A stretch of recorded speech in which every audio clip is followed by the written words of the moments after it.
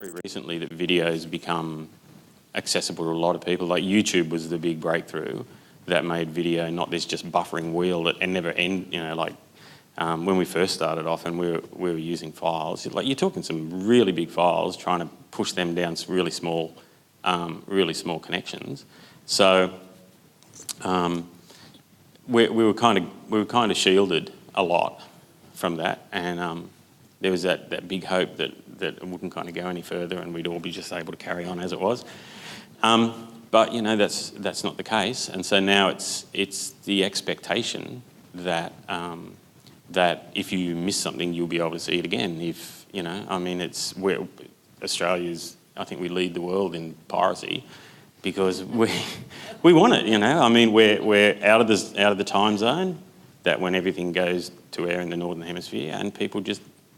When I first started in TV, you had one show, it used to come on every week, and you'd sit down at 7:30 and watch the A-Team. It was unreal.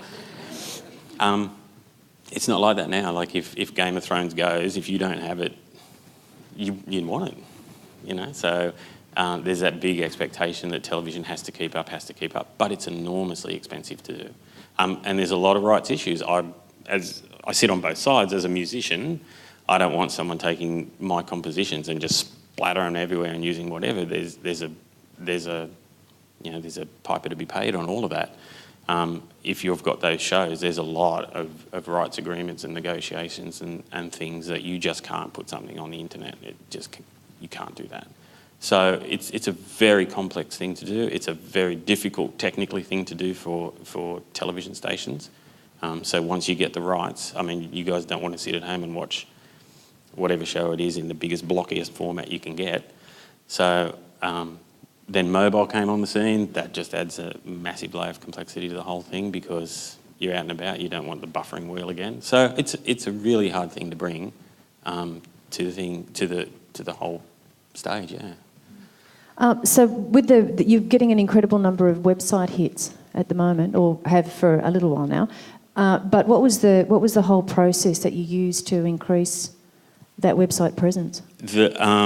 So we've got an incredibly small team.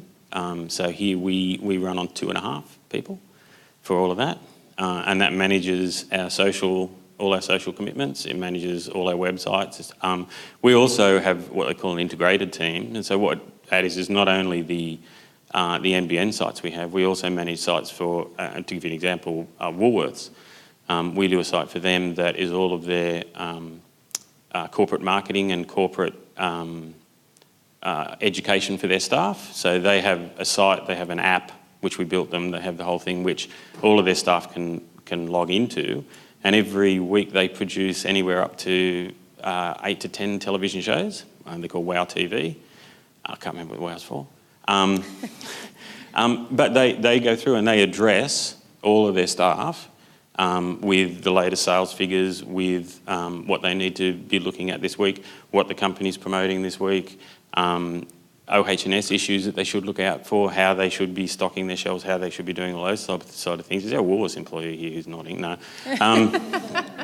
It's hilarious when I go to Woolworths now because you just go, you left that box in the wrong spot. So we look after all of those. We do that for a number of clients too. So we look after all of those sites as well. And how we've done it is the team that we all had to learn how to be coders and developers and whatever else. So that's been a giant, that's why I wear glasses now.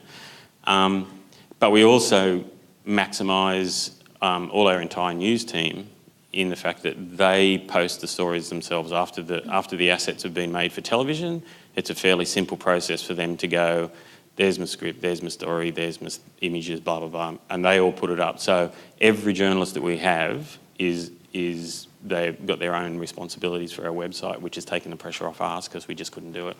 But popularity, social, would be a big one for us, a massive one for us. We've Facebook, we're at 78,000 on Facebook, which gives us a weekly reach of about 400,000 to 500,000. If we have a big story, it'll go to 1 to 2 mil, get up there, and they do a lot of site push for us, which is good. That's great. If I give you my Facebook address, could you ask some of your people to like mine? So, yeah. So just one last thing before we move on to the next interview. With the whole digital presence and what you know about digital and the fact that I've told all these people that you're always a step ahead, what do you think the next step is? Where do you think we're going? Look, I think there's a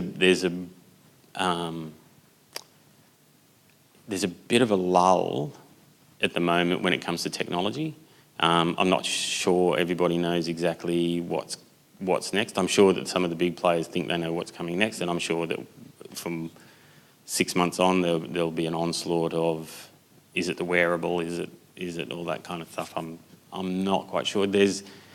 I reckon if we're talking technology, we're at a point where people's absorption of new things is at a bit of a level at the moment. Like Google Glass is very cool, but it's a bit weird. I don't know whether everybody kind of really wants people looking at each other going, wow, look at you 50 years ago, I'm looking at it now, but you can't see. And then when it comes to just generally online, net neutrality in the States, that's a massive issue, and if that goes through, that's going to change a lot for them, and that's going to spread around to everybody. That's going to affect even me and my business, the way I do business with different people around the globe. In Australia, the NBN. Which one? No, not this one. The other one. I mean, how we let that one go, I don't know. So there's a big kind of disruption, I think, at the moment in what people are doing and what people's expectations are. And I think sometimes people's expectations, it's a bit outstripped where we are at the moment. And so I think there's just a bit of a levelling off with everybody kind of just settling into what we've got now. That is very comforting because we might be able to catch up a little bit. It is a bit like that at the moment, yeah. All right, thank you. Thank you very much, Laurence.